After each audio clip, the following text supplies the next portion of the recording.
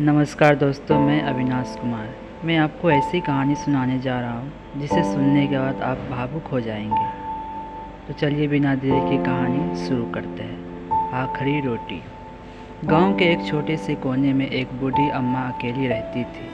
उसका नाम था रुकमणी। उसका एक बेटा था जो शहर चला गया था काम की तलाश में और फिर कभी लौट कर नहीं आया। रुकमणी हर रोज़ अपने आंगन में चूल्हा जलाती, 2 रोटियां बनाती, एक अपने लिए और एक उस बेटे के लिए जो कभी आता नहीं था। गांव वाले अक्सर हंसते थे, कहते अम्मा वो अब नहीं आएगा, भूल जाओ उसे।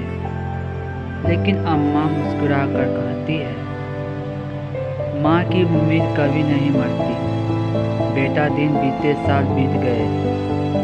अम्मा की कमर झुक गई, आंखें धुंधली हो गई, लेकिन चूल्हा जलाना और 2 रोटियां बनाना नहीं छूटा। एक दिन तेज बारिश हो रही थी। आंधी तूफान से पूरा गांव सहमा हुआ था। अम्मा फिर भी अपने आंगन में चूल्हा जलाने की कोशिश करती रहती थी। लड़कियां भीगी थी, हाथ कांप रहे थे, लेकिन हिम्मत नहीं टूटी। तभी दरवाजे पर दस्तक हुई। अम्मा भागी नहीं, धीरे धीरे चलकर दरवाज़ा खोला।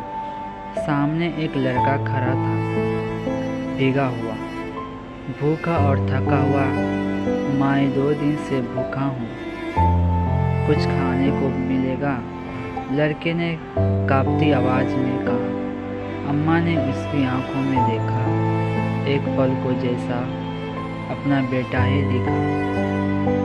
आजा बेटा, अंदर आजा। अम्मा ने वो 2 रोटियां उस अनजान लड़के को परोस दी, साथ में गुड़ और थोड़ा अचार भी। लड़का खा रहा था जैसे जन्मों से भूखा। अम्मा बस बैठकर देखती रही। आंखों में नमी थी, लेकिन चेहरे पर सुकून। लड़के ने पूछा, माँ तूने खाया नहीं? अम्मा ने मुस्कुराकर कहा, खाकर तो बैठी हूँ बेटा, तू खा। खाना खत्म करके लड़का बोला, माँ तू बहुत अच्छी है, तेरा कोई नहीं अम्मा? अम्मा बोली, था पर अब तू है ना। उस दिन के बाद वो लड़का रोज़ अम्मा के पास आता, उसकी मदद करता और दोनों साथ रोटियां खाते। गांव वालों ने फिर ताना मारा, अब ये कौन है तेरे साथ?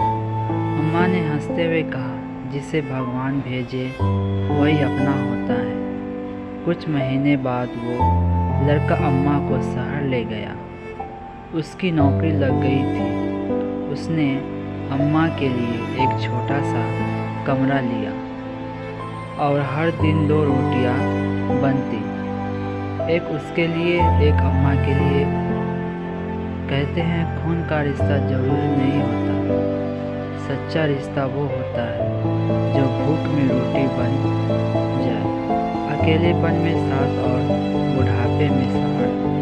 इस कहानी से हमें यह सीख मिलती है कि कभी भी किसी की मदद करने से पीछे मत हटो। जिस दिन हम निस्वार्थ भाव से किसी के लिए कुछ करते हैं, वो दिन जिंदगी बदल देता है। तो दोस्तों, ये कहानी आपको कैसी लगी? अगर कहानी आपको अच्छी लगी तो कमेंट में हमें ज़रूर बताएं, ताकि ऐसे ही मज़ेदार कहानी आप लोगों के लिए मैं लाता रहूँगा। मेरा चैनल का नाम है स्टार कहानी। तो दोस्तों, ऐसे ही कहानी के लिए हमारे चैनल को सब्सक्राइब करें और मिलते हैं अगले कहानी में। मुझे इजाज़त दीजिए। नमस्कार।